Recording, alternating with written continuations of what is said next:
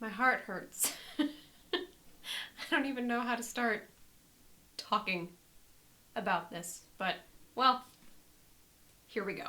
I finished The Burning God, the final book in the Poppy War trilogy, on an airplane, and I sat there feeling like I had my heart ripped out for a while, kind of just staring off into space, thinking about it. I've had several days now to think about it, so I'm going to share my thoughts here. But yeah, I guess let's just get right on into it. What a book.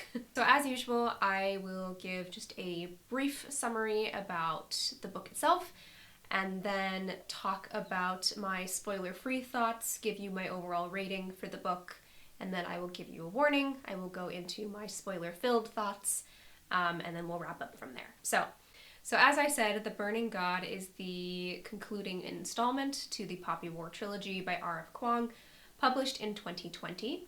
The Burning God follows Rin as she leads the Southern Coalition against the Dragon Republic. This installment is, as its predecessors were, dark and epic, spiraling towards an end that is both shocking and a fitting conclusion to the story. Okay, so spoiler-free thoughts. I still loved this book, as I have loved the rest of the series, but I do have some mixed feelings on it. That said, it's still getting a really high rating. It was just excellent, as both of the other books in the trilogy were. But I think this is maybe my least favorite of three, while also being like almost the most technically perfect. Again, mixed feelings, so let's go ahead and get into them. So with the characters, starting with my first category, I struggled with the character work here while also being simultaneously impressed by it.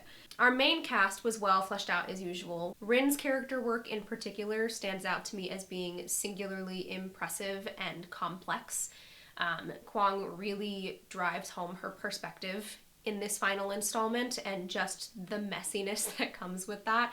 It's so well done, it's so well written. And so Rin especially, we've seen so much of her journey through the other two books, but this being the epic final conclusion of her story, it just worked for me. So again, with the familiar cast of characters that we had, it was very well done, character speaking. And then Katai. Katai has maybe become one of my favorite characters that I've read. Maybe not at the very top of the list, but I got a lot more attached to him than I was expecting to at the very beginning. And just the work she's done, not only with his character, but with the two of them together, I don't know. Again, I'm struggling to find, this might not be a very good review because I'm struggling to find words to kind of describe how I feel about it, but just, I don't think I've ever seen anything like that in anything else I've read. Not that it doesn't exist, I'm sure it does, but it stands out to me as being unique and something that I haven't seen before. And I just appreciated the two of them and how they were developed. And so this being their story, I think is what I loved the most about this book and what made the book work for me in the end. But yeah, I've said it since the first book, I loved Katai. I loved him so much. But that being said, she introduced a lot of new characters into the fold very quickly. And it was just one of those things where the expansion of the cast didn't really, at least for me, serve the expansion of the feeling of epicness in the story. It kind of just made the thing feel crowded. And she kind of opens up their storylines and closes them really quickly. So there was just so much going on with new characters that didn't seem to have consequences for the rest of the story that made me feel like the character work there was a little lacking in this installment. Again, not that it was bad, it just kind of felt like there was too much going on. So with the character work from our familiar cast being just so excellently done, and then kind of just the slew of new characters that they added to the story, but maybe not as much as they were supposed to, at least for me personally reading it, I'm going to go ahead and give this a 3/4 star for character. Such a weird rating system. I'll figure it out at some point. I don't know. But yeah, so for character, 3/4 star overall. It was really, really well done, but I did have enough of a gripe with all the new characters coming in so quickly. that it wasn't a perfect full star for me like it has been for the last 2 books. My next category is plot. Again, I have some mixed feelings here as well, but I think my complaint with the plot has more to do with the pacing, so I'll talk about that more in the pacing section. But as far as plot goes, as always, she escalates it to an inescapable conclusion. It's very well done. It felt rather episodic in the way that she divided it, and she's done this in the last 2 books where there was a part 1 and 2. Maybe there was a third in the other 2, but I don't remember there being a third. My memory's bad. I don't know. But the 3 parts in this book made it feel very episodic, but it didn't bother me. When I read Iron Flame last year by Rebecca Yarros, that bothered me in that book. I didn't like how episodic it felt, and the way the parts were divided felt weird to me. In this one, it felt like everything ended at each part at the right moment. And there were various plot elements where I would think, oh, that was too easy, and then it wasn't. So she delivered on that. But then there were also a couple plot elements where I would think that was too easy, and it was, and there wasn't really any more to come of that. So again, the plot was just a little, I'm not going to say all over the place because it had a clear direction, but some expectations, I think, as the reader were met very well, and others kind of just seemed unfulfilled. So, or maybe not unfulfilled, but just the payoff wasn't what I was expecting or what I was hoping for. So this one also, I'm going to go ahead and give a 3/4 star to, so at the moment we're up to 1.5 stars total. But yeah, again, the plot itself wasn't the issue. I think it was the pacing that threw me off, and that was maybe my biggest gripe with this book. But again, we'll get there in a minute. Overall, the actual story itself, the way the plot progressed, the way it concluded, I still think it was very well done. And so I don't want to dock it to a full just half star for this one. 3/4 seems correct for that. Then my next category is writing style. Kind of similar to the last book, I don't have as much to say here. But I will say that I do agree with several of the reviews that I've read of this book. That say this is probably the most technically well-written book of the 3. It's very clear that R.F. Kuang matured and grew as a writer throughout this process, and she surpassed the expectations even from the first book. Even though the first book itself was incredible, you can just tell the way that she has progressed through this series as a writer. It's so clear that she has matured and become better.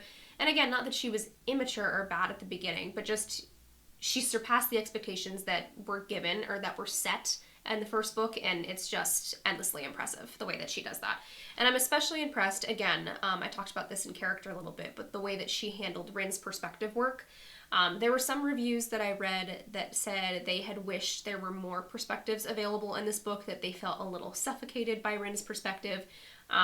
I disagree, and I think this was actually one of the more impressive things about her writing. The first thing is that that's not the point, is to have it from the other characters' perspectives. It's about Rin, it's Rin's story. And also that would be from a writing perspective at least, that would be breaking the promise and the expectation you set in the rest of the series. If she had suddenly, even though the first 2 books were completely from Rin's perspective, if she had suddenly started throwing in Katai's and other characters, then I think it would have felt imbalanced and maybe not the story that you were supposed to expect going into the end. So I disagree with those critiques. I see why people said them, but again, because this whole story has been about Rin's arc as a character, having that kind of suffocating feeling of being just in her head, I think actually works really well. And it's hard to pull off. It is hard to stick in one character's head and get the whole scope of the story from that perspective. Yeah, and Rin's perspective work really only lent to that gritty, complex nature of the book that already exists. So I'm not too bothered about that. And again, I think it was maybe one of the more impressive feats that she pulled off in the series as a whole, and especially in this final installment. So for writing style, I'm going to go ahead and give a full star here. Nothing really to complain about, and as always, I like what she's doing. Okay, my next category is setting and immersion. In the same way that she did with the second book, she continued to expand the horizons of the world in this book. I don't have a ton new to say about that either, just that her immersive techniques have only increased in quality as it has gone on.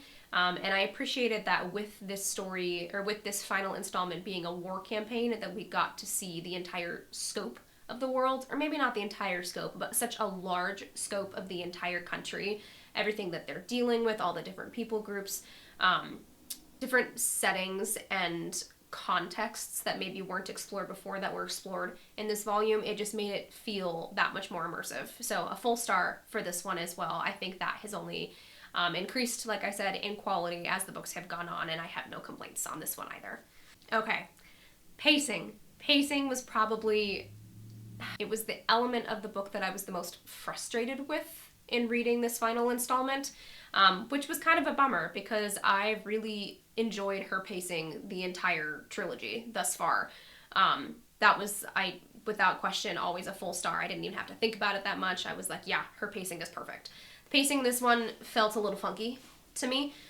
I think this book needed to be a little longer, which is saying something because the book is already long. It's more than 600 pages.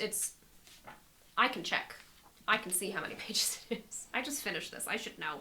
As far as the actual narrative goes, it is 617 pages, and I think it needed to be longer. Maybe that's just me. I don't know. Again, with the book being divided into parts 1 and 2 felt like they ended exactly where they needed to, and then part 3 just felt so rushed. I don't know, there needed to be more time to develop some depth to what was going on in the plot of part 3. But just all those plot elements and plot points that were introduced just felt like they happened really quickly, and I didn't have enough time to sit with them and absorb them like I did in the first 2 parts. Yeah, part 3 just left me wanting more, and not necessarily in a good way. There was just this feeling of emptiness that was left over at the end, even though the conclusion, and I'm going to talk about the conclusion in my spoiler-filled thoughts. Even though the conclusion, I think, was exactly what it needed to be, just the way that we got there and the pace that we got there within that final piece of it just felt a little off, and there should have been more going on. So for this one, I think I'm also giving 3/4 of a star. This wasn't my favorite book of the trilogy, but it is an incredible feat in its own right, and so I don't want to discredit the fact that it is such a good conclusion to everything that has come before. But if I'm going to compare all 3 of them together, this one probably falls into my least favorite. But again, that's not saying that it was bad. It was still so good. I feel like this is maybe one of the more negative reviews that I've given, and I don't want it to come off that way because it was just an incredible book. It was an incredible series. But yeah, if I'm going to compare and rank, this one's at the bottom, but just barely. Just barely. I think I'm left feeling both mildly disappointed, but also it was exactly what it needed to be. So as a reader, I'm just conflicted. I have my criticisms, but again, I finished this several days ago, and I'm still thinking about it, and I think I'm going to be thinking about it for a long time, which is what I've said for the other books in the series as well. This is just one where maybe it's not my new all-time favorite, but gosh, was it good? And I'm going to be returning to this one repeatedly, I think, for years to come. Just in my own writing and my own reading, I will look to what R.F. Kuang has accomplished in this because it was just so excellently crafted. And my heart feels so raw and broken from the way that it ended, but in a way that makes me want to go educate myself in history that I haven't studied before, and it makes me want to delve further into other narratives that have complex heroes. And obviously I'm drawn to complex heroes anyway. That's a lot of what fantasy is filled with, but just I don't think I've read such a complicated character as Rin. Maybe I have, but I'm not remembering it. They pale in comparison to Rin, if that's the case. But yeah, I don't know, man. So yeah, as a reader, I'm a tiny bit disappointed, but as a writer, I'm completely floored by what has been accomplished in the series. And either way, I have to applaud R.F. Kuang with what she has accomplished in writing this because it is just an incredible feat, and it's something that, now that I finished the whole series, perfect liberty to say, fantasy readers, go read this. If you're still really young, don't. If you don't have the level of maturity for it, don't. But other fantasy readers, this is so worth your time and so worth discussing, and I truly cannot recommend it enough. So, overall, for this final installment, if I'm tallying up all the stars that I've had, I'm going to be giving this 4.5 stars. So I think that actually ties with the Poppy War, but I also think I liked the Poppy War more. I don't know. Again, these ratings, I don't know if they're ever going to be perfectly objective because they're my somewhat objective and my subjective thoughts all kind of squished together. So even though if I were to rank all of them together, the Poppy War and the Burning God would be tied as far as the amount of stars I'm giving it, I would still put the Poppy War higher above the Burning God. But again, they're so close. It's really good. I don't know how else to say it. Okay, time for my spoiler-filled thoughts. If you don't want spoilers, go away. I'm going to begin talking about them in 3, 2, 1. I have to talk about that final scene, but some other thoughts first. First, I want to talk about Jiang's return. I wasn't expecting it, but I was thrilled to have him back. He was my second favorite character in the first book, and I thought we would never see him again. So, I was so excited that he had returned.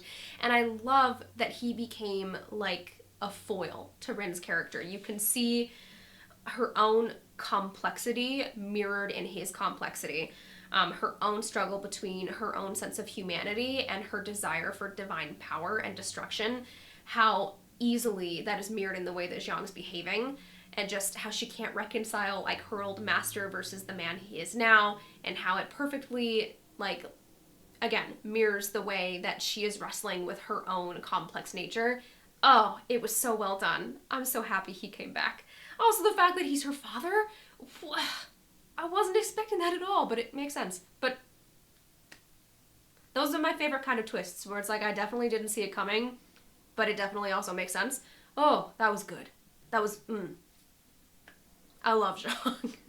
And I'm sad for him, and I love and hate that his final moment was making the choice to sacrifice himself to save her. That it's fitting and awful, like so much else in this series. That said, in my opinion, I think the Trifecta were reintroduced and then thrown off the map way too quickly. Their power was so built up for so long that for them to be disposed of so fast and in that way, it felt too easy. That was one of the plot points where I felt really unsatisfied by the end. Not because I was particularly attached to anyone in the Trifecta, obviously Zhang, but I knew he was insane and probably not going to last long anyway. But it wasn't personal attachment, but more just this feeling of, oh, that's it? We made such a big deal and that's it? So that was one of my bigger gripes with this book in particular, I think.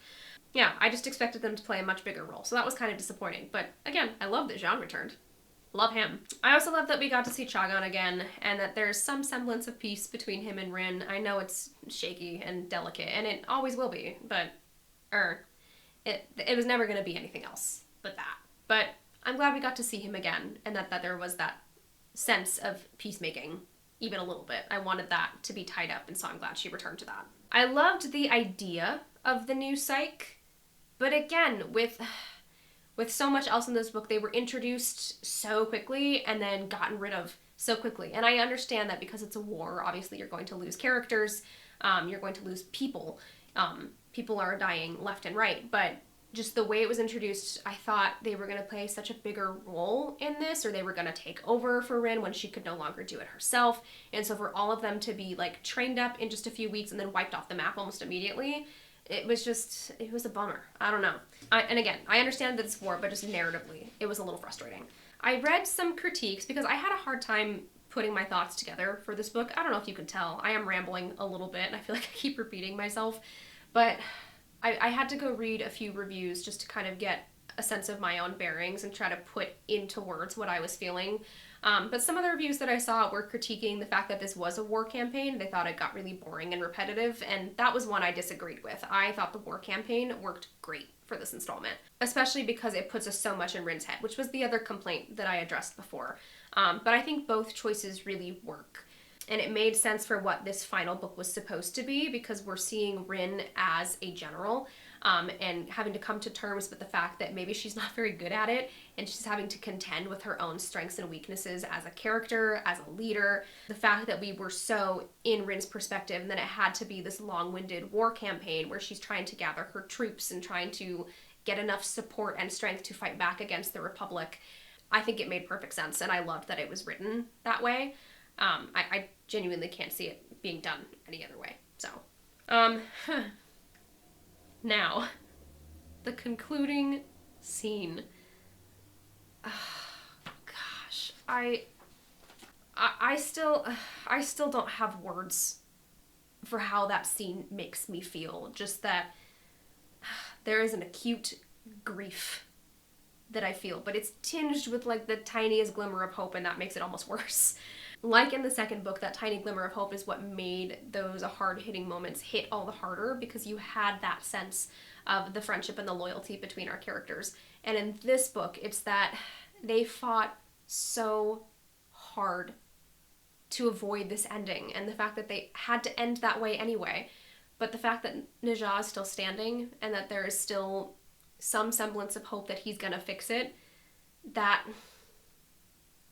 what do you even say about that? How do you even discuss that in a way that adds anything to it? She did such a good job of setting it up the whole time to expect tragedy, but the tragedy still hurt. Like, I knew it was coming. I knew we were not going to have a happy ending, but just the way that she crafted it, the expectations that she set, the way she set everything in motion with these characters for it to end that way. Gosh, that was a choice, and it was the right one. And it hurts to say that because it's horrible, but horrible in the right way, in the way that it needs to be. I was devastated when Rin started to doubt Katai, when she started to decide, you know, I can't trust him anymore, and I'm gonna have to get rid of him as a player as well. That being the key factor in showing her descent into madness was so compelling, because obviously she's relied on Katai for so much, and they are so deeply bonded with one another. So when that moment hit, I was just, oh gosh, it was horrible to read. I was both sympathetic for her position and terrified of what she was going to do, especially because Katai was in danger from her, which you would never expect. So yeah, that being the final setup where like it's so clear that she is losing her grip on reality and what she needs to do, it being encapsulated by I can no longer even trust Katai. And it mirrors that moment in the first book where they stand together after she has destroyed the Federation of Mugen, and he looks at her and says, I don't know you. I don't know who you are anymore. And that sense of alienation between them that just feels so wrong. Obviously, he comes around later and they're a team again, and their bond grows even deeper than it was in the beginning. But that moment being mirrored at the final moment, just, it was perfect and horrible. It hurt my heart so much. And the fact that this end with Rin's sacrifice on Spear, making the same choice that she criticized all the other Spearly female leaders for. Just, what do you do with that? How do you... This story was so much about the cyclical nature of history, and how even though we fight against history repeating itself, sometimes we have to let it for a greater purpose. And it's not what we want. It's not what she wanted, clearly, but the choice that she made being the right one and the most difficult was, I think, the most poignant way she could have ended this series. And I love that Rin and Katai never told anyone about their bond, the fact that he was her anchor, the fact that that was their own thing for just the two of them up until the very last second. Like, they went to their graves holding on to that.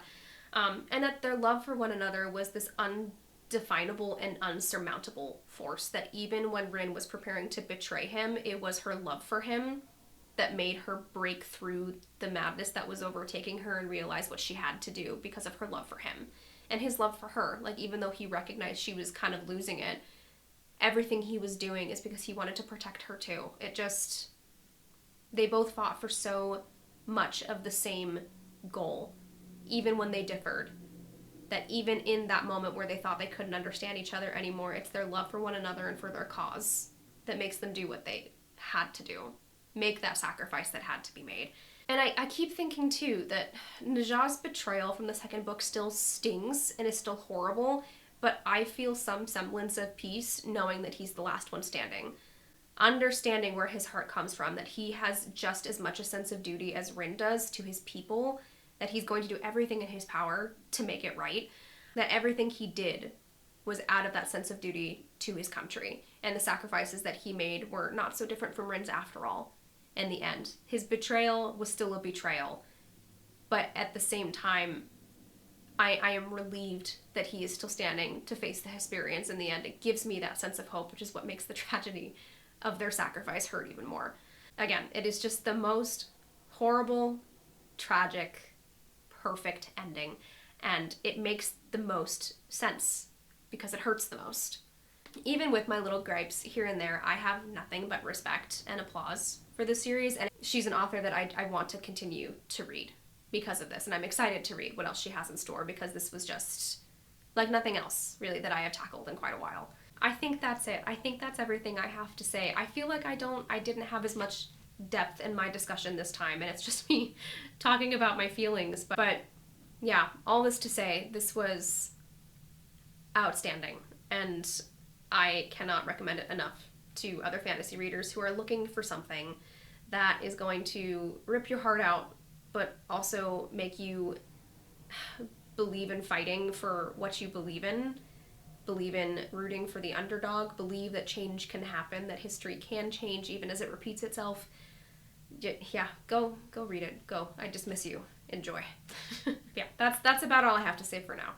I am in the beginnings of my readings for Black History Month, so I have just begun Kindred by Octavia Butler. I'm really enjoying it so far, so there will be a review to come for that soon.